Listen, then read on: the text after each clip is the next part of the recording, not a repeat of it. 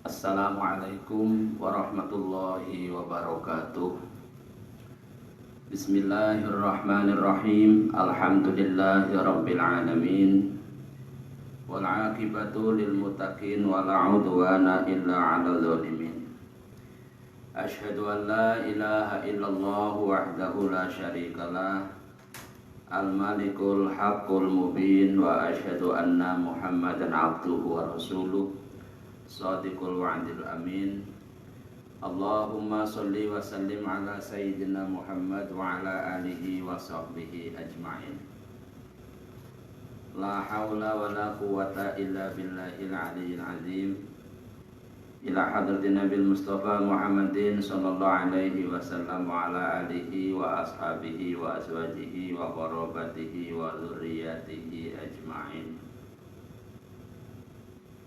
Summa ila hadrati jamil ulama il-amilin wal musannifin al-mukhlisin, khususan musannif hadzal kitab wa usulihi wa furu'ihi syai'un lillahi lahumul fatihah.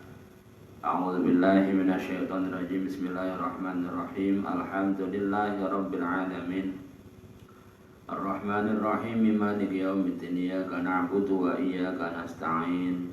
Ihdinas siratal mustaqim. Siratal ladzina an'amta 'alaihim ghairil maghdubi 'alaihim waladdallin. Amin.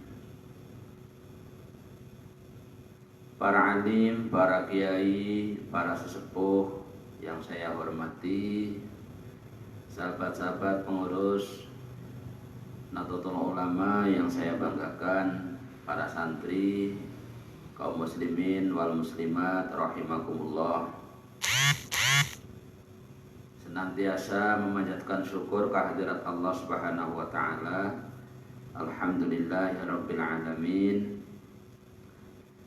Sore hari ini kita masih diberikan kesempatan kalian Allah bisa berjumpa kembali untuk bermusyawarah dengan satu harapan, mudah-mudahan Allah Subhanahu wa taala senantiasa memberikan rahmah, taufik, pertolongan kepada kita di dalam kita menjalankan ibadah Ramadan. Semoga rampung 1 bulan penuh kita menjalankan ibadah Ramadan. Mudah-mudahan yang di situ juga masih dalam keadaan sehat walafiat, semuanya dalam lindungan Allah Subhanahu wa taala. Kita kembali membahas masih di halaman 6. Sore hari ini kita akan membahas sesuatu yang menyebabkan seseorang harus mandi. Bismillahirrahmanirrahim. Qala al-musannifu rahimahullahu wa nafa'ana bihi wa bi ulumihi fi daraini amin ya rabbal alamin. Walladzi utawi perkara yujibu kang majibaken apa ladzi majibaken al-husla ing adus iku sitatu asya'a ana 6 pira-pira perkara. Salah satun utawi kang 3 perkara iku yastastariku sekudon fiha ing dalem 3 sapa ar-rijalu wong lanang wan nisa'u lan wong wadon. Wa hiya utawi perkara 3 kang sekudon iku iltiqaul khitanaini, tetemune persepitan loro, wa inzalul mani lan metu mani, wal mautu lan kaping 3 mati. Kaum muslimin wal muslimat rahimakumullah, pada kesempatan sore hari ini kita akan membahas perkara-perkara yang menjadikan seseorang itu mandi wajib. Jadi mandi itu ada mandi wajib, ada mandi sunnah. Yang kita bahas hari ini adalah mandi yang karena wajib mandi. tegese wajib mandi ya karena kita melakukan hadas atau terkena hadas besar.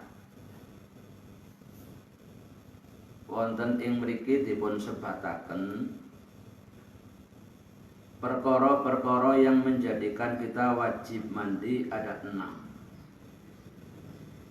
Yang pertama, yang 3 itu terjadi sama baik laki-laki ataupun perempuan. Tashtariku fiha ar-rijalu wan nisa. Yang 3 itu sekutron, artinya cowok sama cewek sama saja. Ini wajib mandi. Yang pertama, sebentar. Wal ghuslu lughatan sayalanul ma'i ngala syai'i mutlaqon. Yang namanya mandi menurut makna bahasa adalah mengalirkan air terhadap sesuatu, mengalirkan air. Sayalanul ma'i ngileaken banyu ngala syai'i ing atase sewiji-wiji mutlakon kang mutlak. Makna umum atau menurut makna bahasa itu mandi begitu. Wa syara'an lan makna menurut syara' sayalanuhu ala jami'il badani biniyatin makhsusatin. Jadi menurut makna syara, yang namanya mandi itu ya mengalirkan air kepada seluruh badannya manusia dengan niat tertentu. Biniyatin makhsusah, dengan niat tertentu. Jadi itu mandi.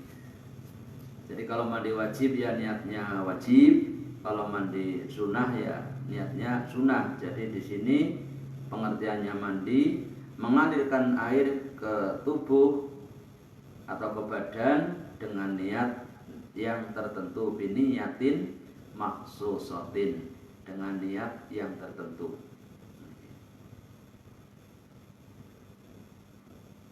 Perkara telu kang sekutron, 3 yang wajib untuk laki-laki dan perempuan. Pertama, iltiqaul khitanaini, tetemune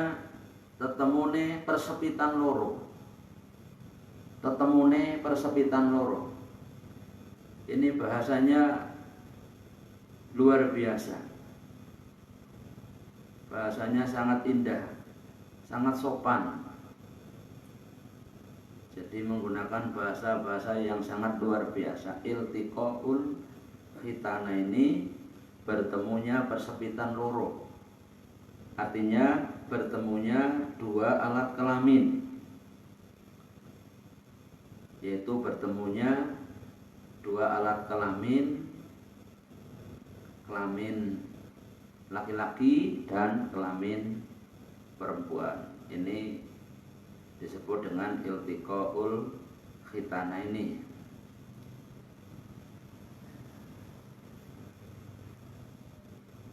Kaum muslimin wal muslimat rahimakumullah, wa yu'abbaru an hadhil al-iltiqa bi ilajin hayyin wadihin ghayyaba hasyabata dzakari minhu aw qadriha maqtu'iha fi farjin. Jadi yang dimaksud dingibarataken niki dipun terangaken wa yu'abbaru lan den ngibarataken tawe den gambaraken den tembungaken an hadzal iltiqai ing atase ikilah tetemu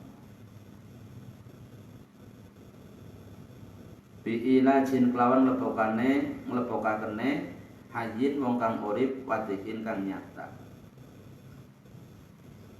hasyafata zakari ya ing hasyafai zakar minhu saking nungso au qadroha utawa kira-kirane hasyafah min maqtu'iha saking wong kang den potong hasyafae fi farjin ing dalem farji. Kaum muslimin wal muslimat rahimakumullah. Jadi pengertiannya ya begitulah. Masa itu harus diterangkan secara detail sekali? Enggak. Termasuk kita pokoknya ketika terjadi semacam itu kita wajib mandi. Bahkan dalam keterangan yang lain wallahu bighari insalin, meskipun tidak sampai orgasme katakanlah begitu, itu tetap kita diwajibkan mandi baik laki-laki ataupun perempuan. Yang kedua yang masih terjadi pada laki-laki dan perempuan adalah inzalul maniyyi ayah khurujul mani, metu mani, mengeluarkan sperma. Metu mani atau inzalul mani min syasin bi ghairi ilajin wa in qala al maniyu kaqatratin walau kanat ala launid dam walau kana al khariju bi jima'in aw ghairi fi yaqadatin aw naumin bi syahwatin aw ghairiha min tariqihi al muqtadan aw ghairihi. Maksudnya yang namanya inzalul mani menika ya keluar mani, baik itu keluarnya dengan cara bersenggama atau jima ataupun tidak, juga meskipun itu mani hanya sedikit kakotrotin kaya dene sak tetes niku umpamane ya tetap wajib mandi kita,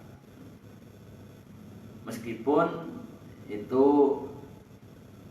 berupa seperti dalam bentuk atau warnanya seperti darah, keluarnya seperti darah dengan cara setubuh atau tidak, dalam tingkah lagi sadar yaqadhah atau sedang tidur. Nah umpamanya sing bisyahwatin atau tidak, atau dengan syahwat atau dengan keinginan yang besar apa tidak, itu tetap wajib mandi. Maka kita harus hati-hati ini kaitannya.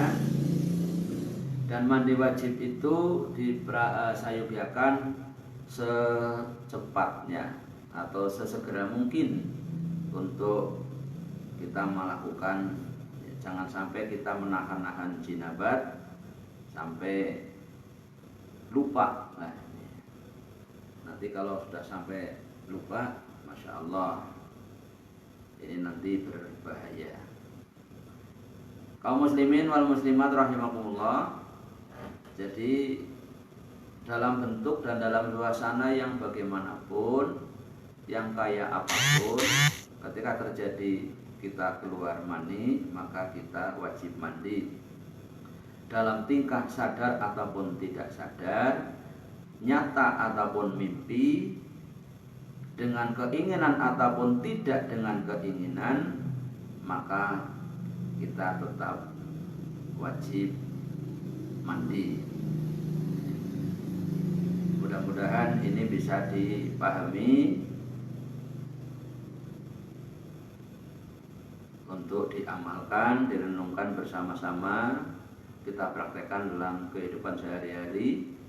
Karena yang kaitannya dengan ini semua manusia itu akan menjalaninya, Semua manusia pasti akan berpapasan dengan itu. Yang wajib bagi laki-laki dan perempuan yang ketiga adalah al-maut, mati. Illa fisyahidi, kecuali orang yang mati syahid. Orang yang mati itu wajib mandi, artinya dimandikan. Kita tahu kewajiban kita terhadap jenazah, terhadap orang yang meninggal ada 4 ya. Pertama memandikan, mengkafankan, mensolatkan, terus juga menguburkan. Jadi ini yang kaitannya dengan kematian, dengan mati, maka wajib bagi si mayit itu dimandikan. Karena kalau sampai orang yang meninggal itu tidak dimandikan, maka seluruh orang yang di situ terkena dosa, sebab ini fardu kifayah. Jadi kita harus benar-benar memahaminya, kecuali orang yang mati syahid. Orang yang mati syahid itu yang kayak apa? Ya orang syahidul ma'rakah, yang dalam peperangan. Karena syahid ada 3 macam. Yang pertama ada syahid dunia akhirat. Syahid dunia akhirat itu orang yang benar-benar mati di dalam membela agama, membela kehormatannya, membela agama yang dianutnya. Kita tahu dulu para pejuang kita itu juga banyak yang menjadi syuhada. Maka orang yang mati di dalam peperangan agama, dia akan dikubur, tidak dimandikan, tidak disolatkan, tidak dikafani, langsung dikubur dengan baju-bajunya itu yang dipakai, dengan pakaian yang dipakainya itu.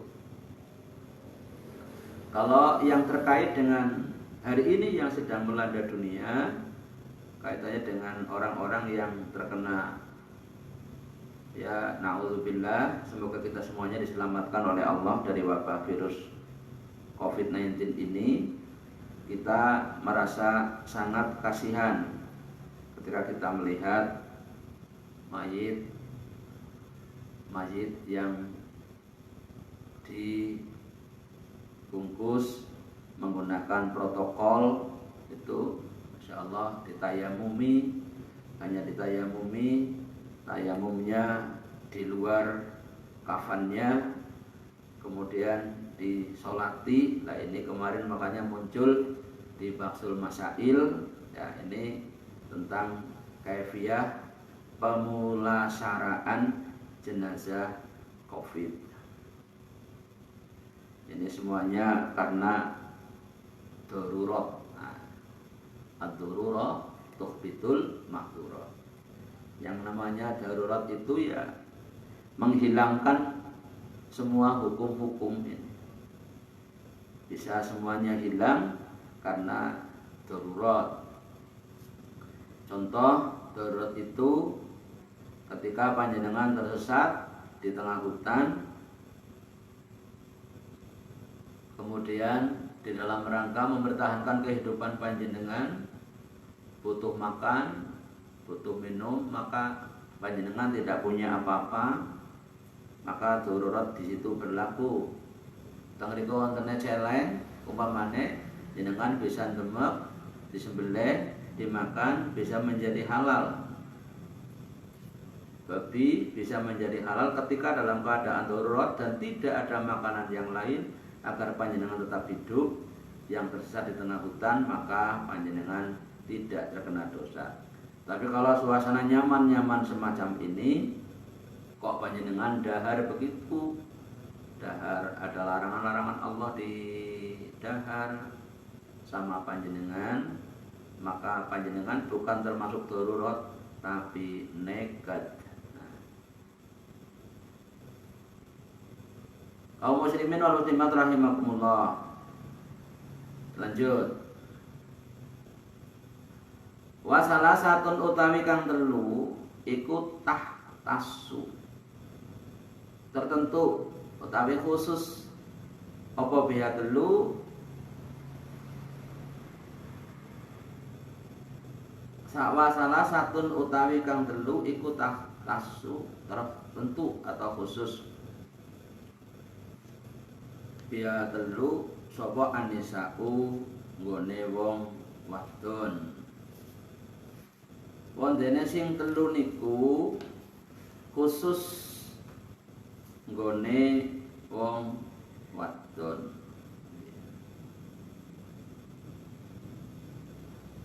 Wa salah satu utawi kang telu iku tahtasu ya den tentuaken den khusaken apa biha telu sapa anisa'u wong wadon wahya utawi telu iku wahya utawi telu iku al haidu haid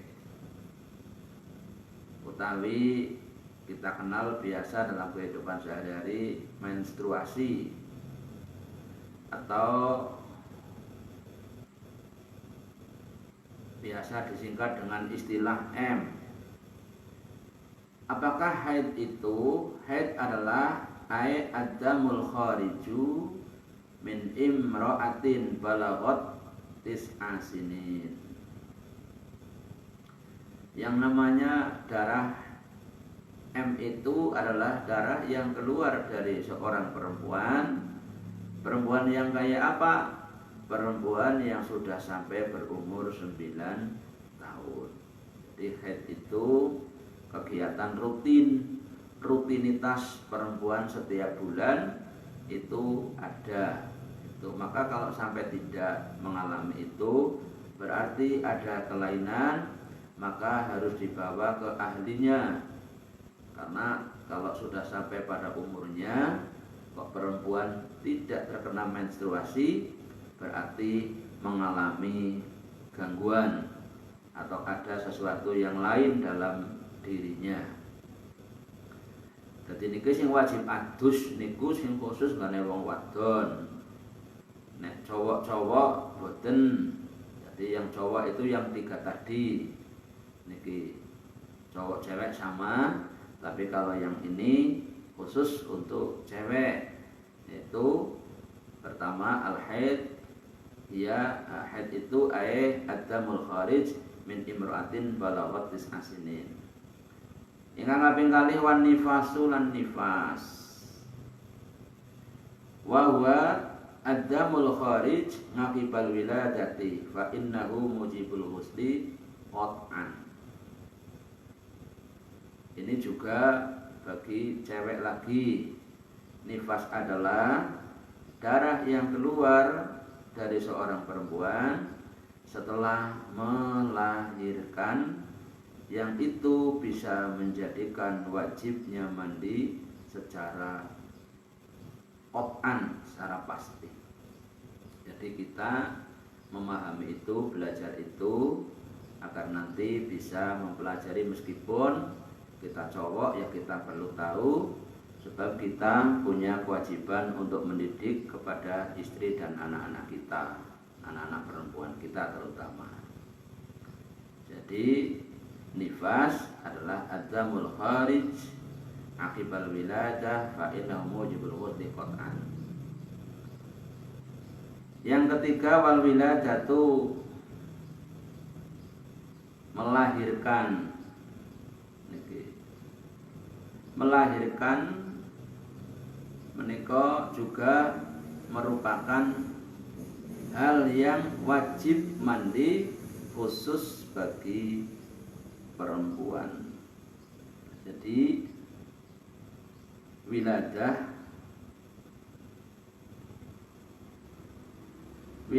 niku sing kepripun sing al-masku batu bil balali mujibatun lil ghusli qat'an. Wal mujarradatu anil balali mujibatun lil ghusli alal asah. Jadi wiladah niku sing dibarengi bil balali kelawan teles-teles sing bisa majibaken maring melahirkan adalah juga hal yang menjadikan kita perempuan khususnya wajib mandi atau mandi karena wiladah, karena proses persalinan, yang proses persalinan itu al-mashubatu bil balali, yang dibarengi dengan basah. Kaum muslimin wal muslimat rahimakumullah, kiranya yang kita bahas sudah 30 menit kita membahas sore hari ini. Mudah-mudahan Allah Subhanahu wa taala membuka hati kita kama futuhal arifin, sehingga senantiasa bisa menerima ilmu, menerima pemahaman-pemahaman sebagai perbendaraan pemahaman dalam hati kita, supaya ibadah kita akan lebih sempurna. Apalagi orang yang tidak tahu ilmu fikih, maka di mana-mana akan terjadi banyak kekurangan, kesalahan di dalam beribadah kepada Allah Subhanahu wa taala, terutama ibadah-ibadah makhdhah, ibadah-ibadah wajib. Kalau kita tidak tahu ilmu fikih, insyaallah kita akan mengalami kekurangan-kekurangan di dalam ibadah kita. Matur nuwun para sedulur sedaya kelepatan, nyuwun kenging samudra pangapunten. Subhanakallahumma wa bihamdik, asyhadu an la ilaha illa anta, astaghfiruka wa atubu ilaik. Wallahul muwaffiq ila aqwamit thoriq. Wassalamualaikum warahmatullahi wabarakatuh.